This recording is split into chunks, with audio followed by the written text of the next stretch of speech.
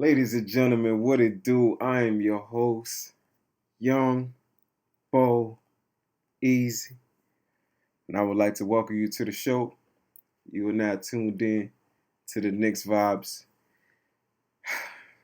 Hey man, beautiful game. Beautiful game, man. A lot to get into. It's gonna be a shorter show than usual, man.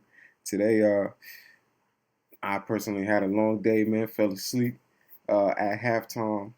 Well, a little bit into the third quarter, man. So I had to run that DVR back, uh, watch it, get what I missed, and then get back into it. So this show is coming at you a little later than usual, but you know what we're here for, man. You know we talk that Knicks talk, all right? You know what we're here for, all right? Ladies and gentlemen, 140 to 110 over the Detroit Pistons, 3-0 in the series against the Pistons this year. Um, doing what we gotta do, all right? So before I get into it, you already know what it is, man. Like, comment, subscribe, share with your peoples. If you return to the show, man, thank you for consistently watching, man. I truly appreciate it. And if you're new, I hope you choose to stick around. All right, subscribe, man. Press that red button down there, man. Even the notifications and all that, man. Share with your peoples. I truly appreciate it. You know how I do. All right, let's go. All right, starting this game off, man, you already know, like we thinking like it's a must win. Not only because I believe this is like the worst team in the NBA. They got injuries. This was a team that you thinking like they taking a step forward, but they have some injuries. Jaden Ivey is possibly going through something that could take a good amount of time. And Cade Cunningham, I believe, missed 10 games this season, like 4 in a row. So this team is going through their struggles as far as like the injury bug and things of that nature. But you got to play the games, man, and that's no excuse. We ain't trying to hear that. People not trying to hear that from us when they come see us and we got the injury bug and all that stuff, man. I hope you continue to stay healthy like we are now. Anywho, but not only is it because this is the worst team in the league, how we finished these last couple of games and we just losing by one shot, whether it's the Portland game or the game that we just played most recently against the Grizzlies.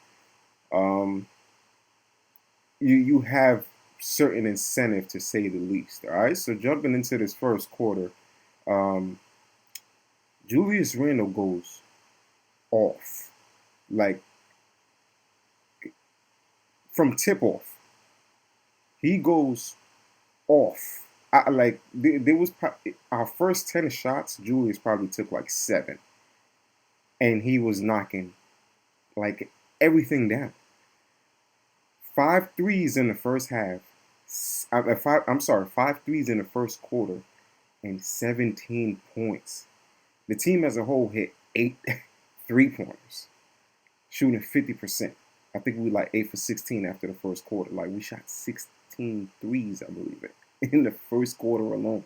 It's ridiculous, all right? So, but it either speaks to, the NBA, like I was saying the last episode. It either speaks to the NBA now or our lack of defense. Because even with all that good shooting and we scored 40 points in the first quarter, we were only up 8. We went into the second quarter leading 40 to 32. We were only up 8 and shooting really, really good. And so maybe it speaks to our lack of defense, or maybe it's just today's NBA where it's just these other teams could do pretty much the same thing. And even the Detroit Pistons, who is, quote unquote, the worst team in the league, I believe. So the second quarter was pretty good, man. The second unit came in. Didn't really see too much from them. Everybody got a bucket and it was just baseline. But then Julius Randle and company comes right back in and he picks up right where he left off and he continues to knock his shots down. All right, like it's just this is what you want to see. You understand? This is the type of energy that you want to see. All right, and Jalen Brunson was in foul trouble. I ain't mean that. Julius Randle just continued hammering away at this team, and it was a good sight to see going into the third quarter, man. Third quarter, I feel like that's where we pretty much blew it up. I think the deficit was maybe 38-21 as far as just third quarter points, and we blew it up. All right, so after that third quarter, Julius Randle took a seat, uh, and the reserves came to play. You know, the second unit came to play. Fourth quarter, which was pretty important. All right, and that's something that we're going to be getting into later on. But everybody was able to get into a rhythm. Even Mitch played some late minutes because he's been, getting in there, uh, coming back from an injury. Although he's looking much better, and he had a great fourth quarter, let alone a whole game against the Grizzlies. It was just minutes that you could tell he needed. So he played a couple with that fourth quarter and with the second unit, which was a good look to me because we just consistently kept pouring it on, kept our foot on their necks, and continued to maintain that lead. And we ended off with a 30-point, you know, 30-point win. Like, that's the deficit, 30-point win, 140 to 110, as you see on the screen right now. So you can't complain when your team is playing like this, all right? So there's definitely some things I want to discuss, man. And I said like that, quicker show than usual because, hey, man, this is not too much to talk about. Like, we did what we had to do. All right, so, ladies and gentlemen, without further ado, yes, the other day I was saying it's probably unanimous. It's not. I was just in the heat of the moment. You should understand where I'm coming from. All right, we just hype as Knicks fans because we got a point guard and all that stuff. But and Jalen Brunson is still killing. Was playing really really efficient today. 16 points. Although he was in foul trouble, he still was 6 for 8. Efficient, really really efficient. All right, so um, without further ado, ladies and gentlemen, easy start the show. Julius, you gonna have to guard me, Randle. All right. Clearly, Coach Casey and his Detroit Pistons came in and was saying, let the man shoot. Let him prove to us that he could shoot. All right. And maybe after the first quarter, they was looking at him like, you still want us to you still want us to let this guy shoot? Um, I don't think he saw this coming.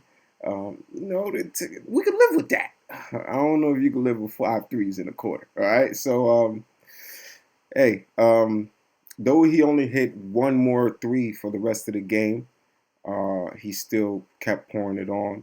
And not only that, man, it was his birthday today. All right, I believe Julius just turned 28 or 29. It's one or the other, definitely. I believe 28. I want to say.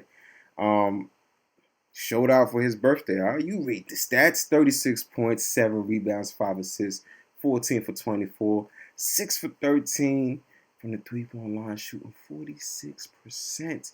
All right, man, he could have been way more efficient from deep, missing 7 shots. But when you hot like that, you got to just keep heat checking. And nobody was mad when them shots was going up. Like, yes, keep shooting them. They won't let you keep shooting. And you've been knocking it down. You have every right to do so. We got to lead. You have every right to do so. This is the type of time that you make moves like that. So, hey, man, Julius Randle came through today for us from tip off all the way up until he sat down at the end of the third quarter. Consistent energy. 36 points in 3 quarters, 31 minutes. You can't ask for nothing more. All right. Let's get into the stats of the whole squad. All right.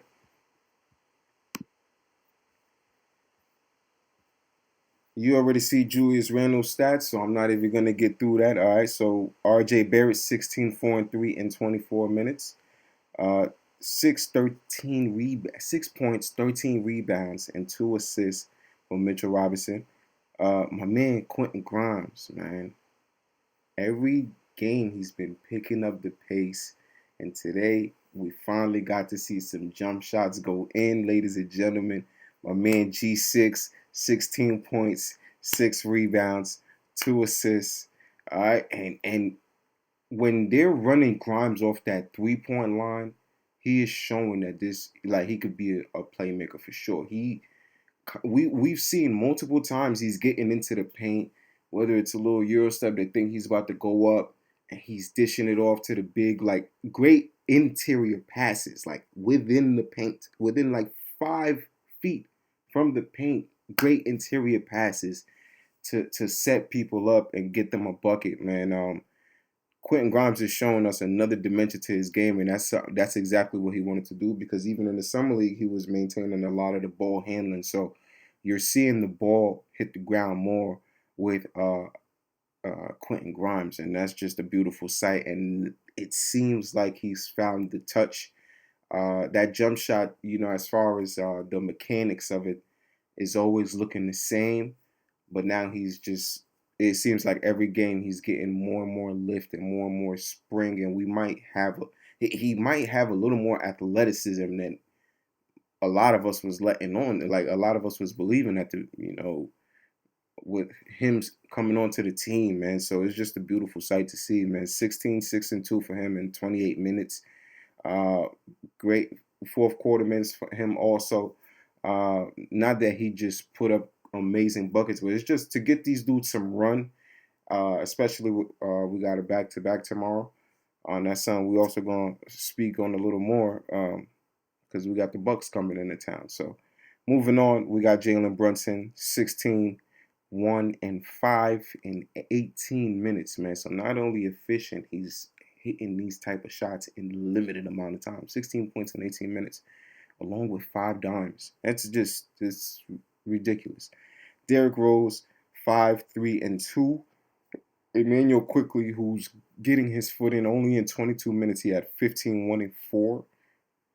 Getting that confidence back, and he's gotten stronger, and he's looking like he's searching out the contact and wanting to get into the paint. You run him off that 3 point line, or he's dribbling, and he gets into that paint. He's searching out the contact and he's finishing. You know what I'm saying? So, not to shoot RJ down, it's just you see how Emmanuel maybe is 3 inches shorter than RJ, but he doesn't get his shot blocked in that sense. It's so you wonder what's the difference. RJ is somebody who searches out contact, but quickly just have more of a bag to avoid the blocks, and sometimes even just has that gather. Instead of doing the 2-step gather or just go off that 1 foot in the same hand, uh, to throw off the timing of the shot blocker, which is something I would say Steve Nash is like the biggest innovator of. You know what I'm saying? Just throwing off the shot blockers timing because when they ready for the 1-2 gather, you went off the 1 foot, so they can't get to it in time unless you just a different level of freak athleticism. You know what I'm saying? So Emmanuel quickly has that touch right now. He's getting really, really comfortable, and that's something that we need and you like to see because this bench unit is very, very vital to what we do. All right. Obi Toppin definitely was good out there today. I believe he was 2 for 3 from deep, 8, 3 and 2 in 18 minutes. You want to see him getting comfortable because, like I said, this bench is very, very vital to us. He's been having a slump. So to see him a little more comfortable and knocking down those outside shots today is definitely something that's a sight for sore eyes. And then you just, understand how important it is to have him feeling confident. All right. Let alone the rest of the bench as a whole. Cam Reddish 6 and 1 in 17 minutes. Isaiah Hartenstein 8, 5 and 1 in 14 minutes. Jericho Sims got some run. Miles McBride got some run. All right, so pretty much the whole team got in there, except for Evan Fournier, which I feel like will be sitting until it's time to speak on the trade. But hey, man, ladies and gentlemen, we're going to take this thing into the last segment of the show. You already know what it is if you've been sticking around with your boy on the Knicks vibes, man. Let's get into the takeaways. All right, first one, hot potato. All right, move that ball around, man. That's what we've been doing. I think last game we had 30 assists. Today we had a season high 31 assists. The ball is moving. All right, so even with Julius, you know, taking 24 shots and knocking down things and just, but the ball was moving. It was coming within the flow of the offense. It wasn't him forcing it or playing hero ball or anything like that. Shot a good percentage, and it obviously could have been better, but he shot a good percentage. But the ball is moving. 31 assists. Anytime you see that, you're playing good basketball. A team gets 30 assists, you're playing good basketball. All right. I'm not even gonna take too much time on it because hey, this is what you want, and this is why you have depth. This is why you, especially when you speak on depth, you want to be able to move the ball around. You have five people that you could trust on each lineup, first unit and second unit. So there's no reason why you shouldn't be willing, let alone actually doing, moving the ball. You know what I'm saying? So hot potato, man. Keep that ball moving, man. Don't let it stick. You can trust everybody on the squad from 1 through 5 in both units. Uh, and when that ball is moving, we have guys that can slash. We have guys that can shoot. Not we're not the greatest shooters, but that's also something I'm going to be getting into later. But hey, you want to move that ball. Anytime you're moving that ball, I think good things can happen for sure. All right, next one, man. Wipe me down. All right, listen, man. This was one of the original takeaways when I first started this segment, man. We won the rebounding differential, I believe, by 20. All right, 20. And I believe doubled the offensive rebounds damn near. So this is what you want. Anytime you could, you gotta rebound the ball. And I think we learned that lesson against the Grizzlies. Granted, they don't have somebody who's like a Steven Adams. They do have Jalen Duren, and Jalen Duren is just you you see flashes of something that could be phenomenal with this guy, man.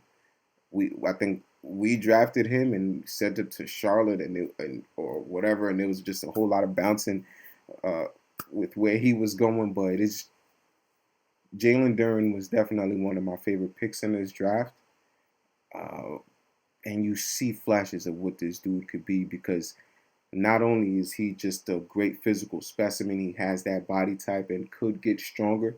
And he has the natural athleticism that most centers don't have. He has some footwork to go with it, so some moves could be added in there and implemented. And I feel like he's one of those guys that's willing to learn. He doesn't seem like he's a head case and hard to deal with and non-coachable.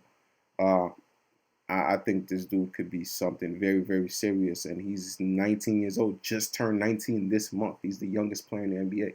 So maybe by the time that he's 21, 22, and he puts these things together, man, if he's still on the Pistons, these dudes got themselves a squad, especially since they're undersized at that starting center position. You throw him in there with Jaden Ivey, um, having more experience throughout the years, and Cade Cunningham having more experience through the years. You love a guy like Sadiq Bey, but that might be one of the pieces that they probably move if they want to get better. They have Alec Burks. This team is really, really good when you look at it on paper, and they could definitely be taking a step forward, but they just been hit with the injury bug.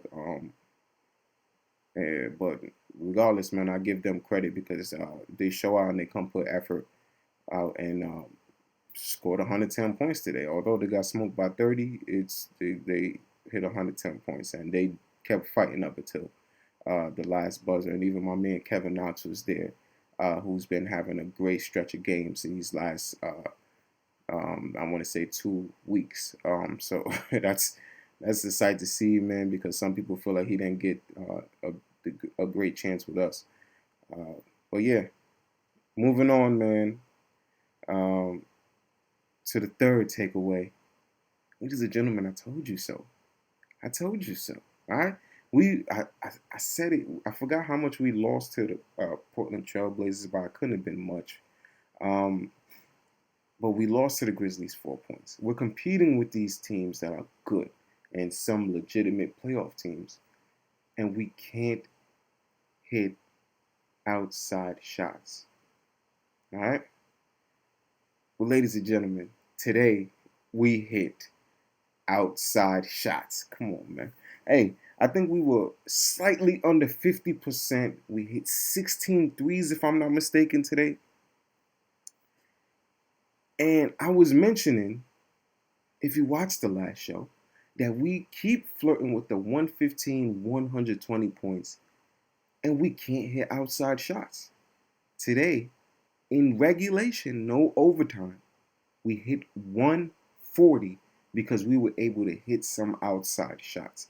When we're hitting outside shots and they got to run out with conviction to try to run us off that three-point line, and we're going to get in that paint. We established that what we do is get in that paint. This team could put the ball in the basket, and we could do it by getting in that paint. Now, if we start hitting that outside shot, it's very, very, very difficult to guard this team.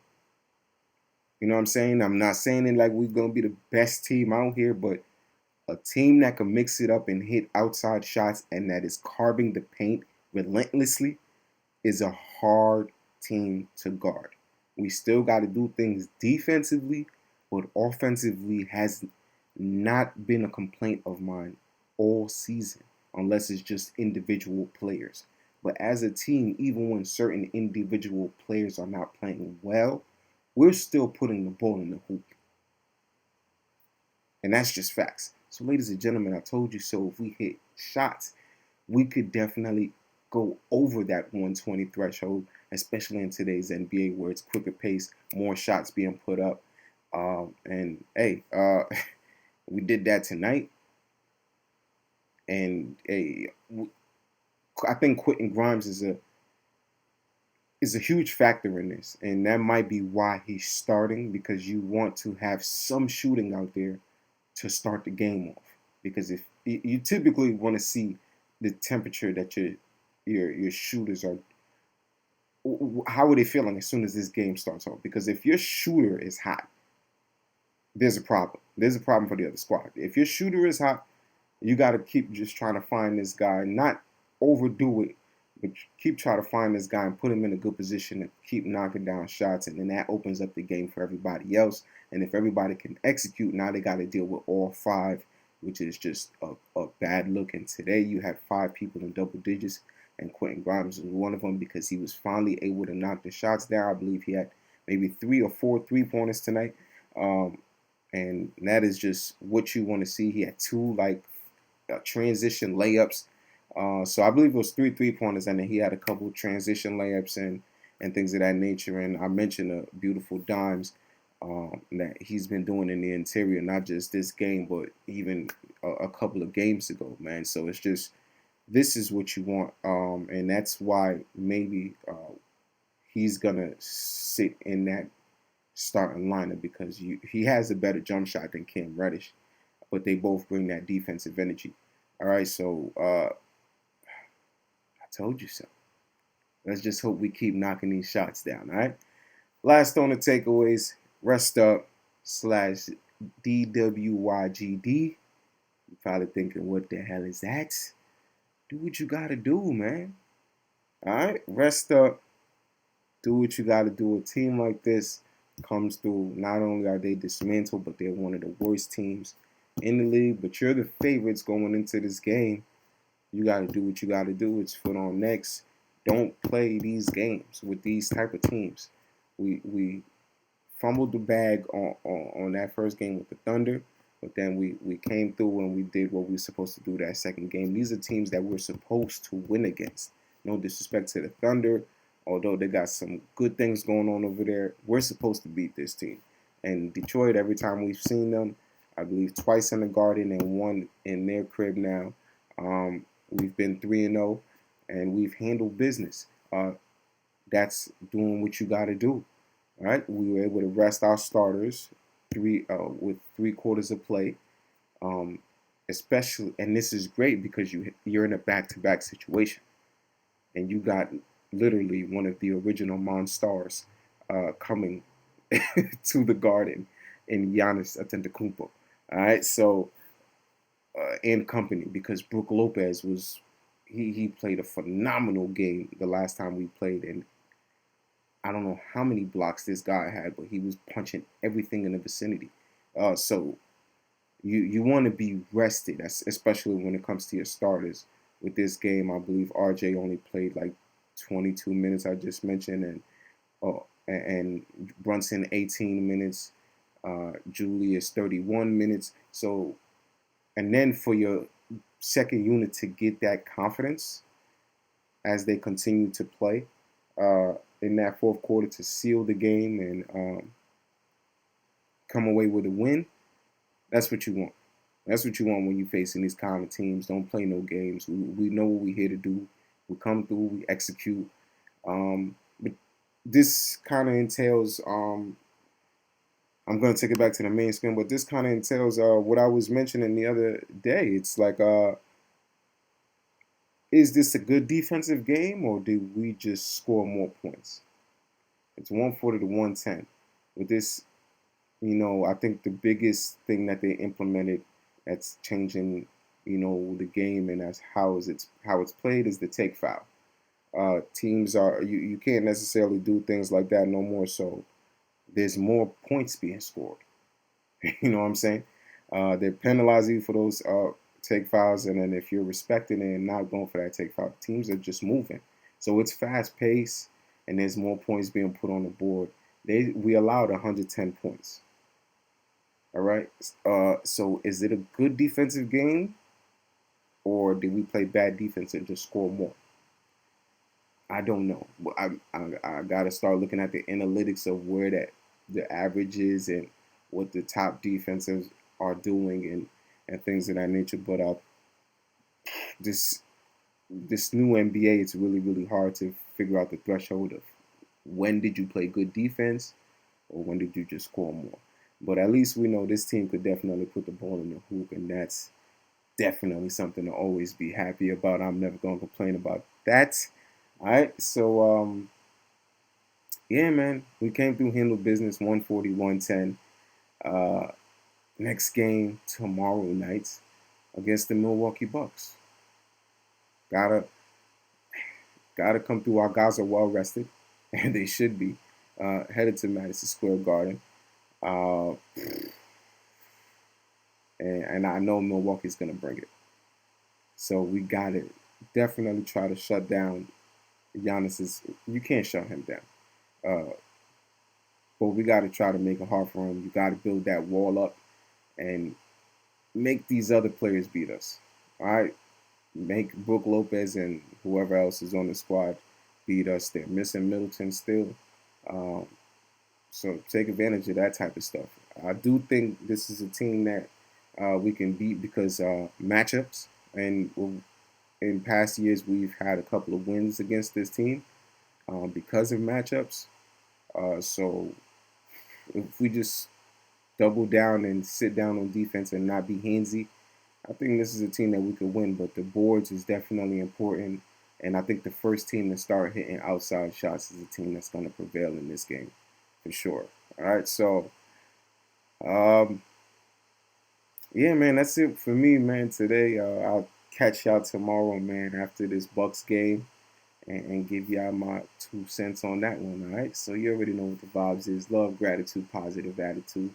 I'm your host, Young Bo Easy. Thank you for watching the show, man. I'll catch you on the next one.